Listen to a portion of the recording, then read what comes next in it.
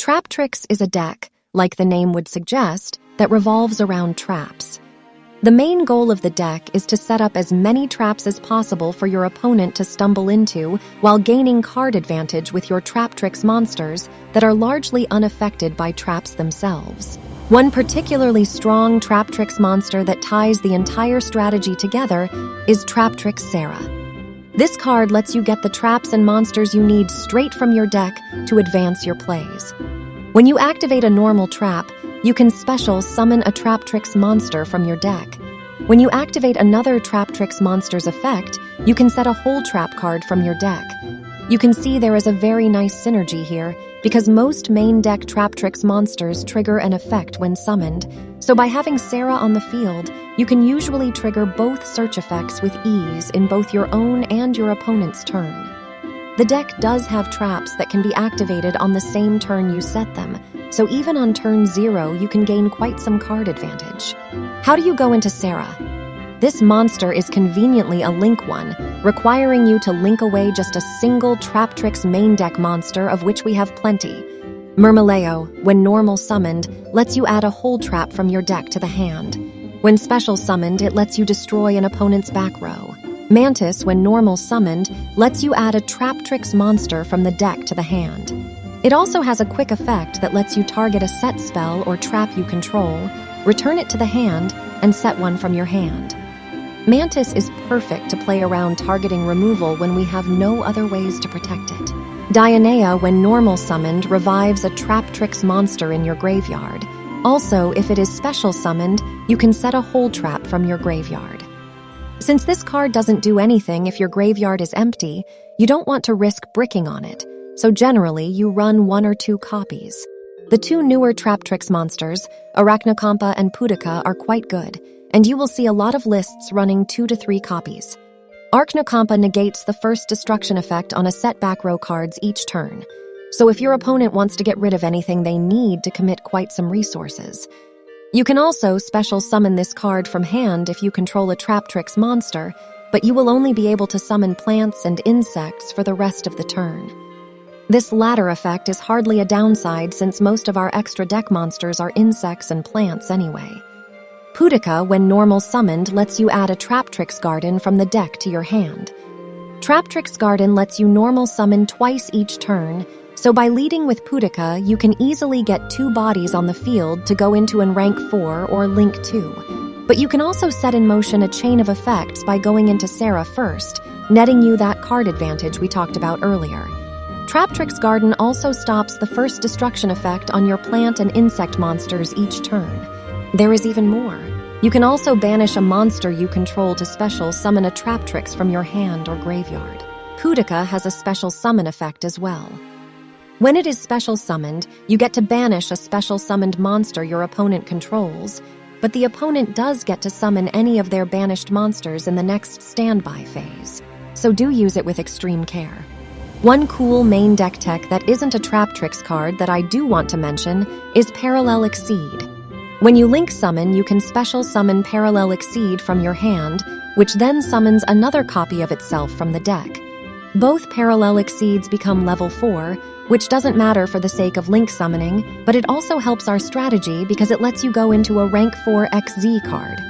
Trap Tantalizing Tune is the only other Traptrix spell card worth running, but again, to avoid bricking, don't run more than 1 or 2 because you can only activate 1 per turn. This card lets you discard a normal trap, plant, or insect to draw 2 cards. Great to fill up your graveyard with some spice for revival or trap recursion, and it can fix dead hands. If this card is in your graveyard, you can put one of your banished cards on the bottom of the deck. So with some clever strategizing, you can recycle important pieces. Traptrix Holeutia is the trap I mentioned that can be activated on the turn it is set. This trap allows you to special summon itself as a level 4 plant by discarding a normal trap. If this is in the graveyard, you can banish it to revive a Traptrix monster. However, you can only use 1 effect per turn, so be careful that you don't activate one in the graveyard on the same turn you plan to activate a set one, and vice versa. Gravedigger's Trap Hole negates monster effects activated in the hand, graveyard, and banished zone. It also deals 2,000 damage. Bottomless Trap Hole destroys and banishes anything that is summoned with 1500 or more attack. Traptrix Trap Hole Nightmare negates and destroys special summoned monsters when they activate an effect. Terrifying Trap Hole Nightmare lets you destroy a 2000 or higher attack monster if your opponent special summoned anything this turn.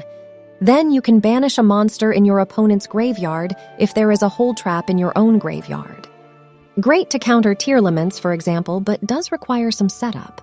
Floodgate Trap Hole flips a summoned monster face down, and it cannot change its battle position. Chain Hole negates effects of monsters that are activated in response to any of your effects. Then they need to banish a monster from their hand with the same name as the activated monster. If they can't, they need to banish a random card instead. For the extra deck, you want at least 2 Sera. It is crucial for our strategy to succeed and our dedicated Link 1 summon.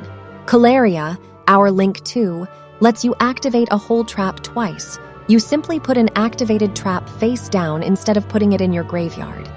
In the end phase, Caleria lets you special summon a Traptrix monster from your graveyard. Rafflesia is indestructible and stops your opponent from targeting other Traptrix monsters you control. Rafflesia lets you detach a material to activate the effect of a trap hole straight from your deck. So it is worth running one-offs of situational traps so you have a counter for most strategies. For XZ summons, we have Pinguicula, Rafflesia, and Alamaris. Rafflesia is indestructible and stops your opponent from targeting other Traptrix monsters you control. Rafflesia lets you detach a material to activate the effect of a trap hole straight from your deck. So it is worth running one-offs of situational traps so you have a counter for most strategies. Rafflesia is indestructible and stops your opponent from targeting other Traptrix monsters you control. Rafflesia lets you detach a material to activate the effect of a trap hole straight from your deck. So it is worth running one-offs of situational traps so you have a counter for most strategies. Alamaris lets you detach 2 cards to revive a plant or insect monster. Alternatively, when an opponent's monster leaves the field and is sent to the graveyard or banished zone, you can detach one to special that monster to your side of the field. Alamaris is an interesting tech to stop certain combos, but it is quite situational, and if you are on a budget, you can always skip crafting this card. Alamaris lets you detach 2 cards to revive a plant or insect monster. Alternatively, when an opponent's monster leaves the field and is sent to the graveyard or banished zone, you can detach one to special that monster to your side of the field. Alamaris is an interesting tech to stop certain combos, but it is quite situational, and if you are on a budget, you can always skip crafting this card. There are a lot of other monsters you can add to your deck like Baguska, Gigantic Champion, and Zeus, but you will rarely want to go into those with this deck anyway, so you can decide on your own if you want to add some of those tech cards. Since Master Duel is a best-of-1 format, it is sometimes hard to figure out when it is time to play an Abyss Dweller, for example, or if you are going to really need an Appaloosa, so I think for the most part it's important to try and establish a board that includes Sera, Pinguicula, Rafflesia, and in the best-case scenario, a Time Thief. You can get there through various combos with Myrmeleo, Pudica, and the parallel Exceeds in the deck. But even Mantis fetching Arachnocampa has become a viable play. Just make sure you go into Sera as soon as you can before triggering any of your other effects. The so-called lucky or god hands for Traptrix will have cards like Parallel Exceed, Pudica, and Mantis in it all at once, allowing you to easily get several special summons off in one turn. My advice is to get used to the fact that a lot of your cards can represent more than one body, so at the start of your turn, do a quick mental calculation how many summons you can do with the cards in your hand, and keeping in mind that Sera will get you an extra body once you activate your Holy Utia. For your XZ summon, prioritize getting Rafflesia first, and if you have enough monsters, get Pinguicula, and finally Time Thief Redoer. Do be careful because if you special summon Arachnocampa, you won't be able to summon Time Thief, so you might need to summon it before Pinguicula. I hope this Traptrix guide has helped you.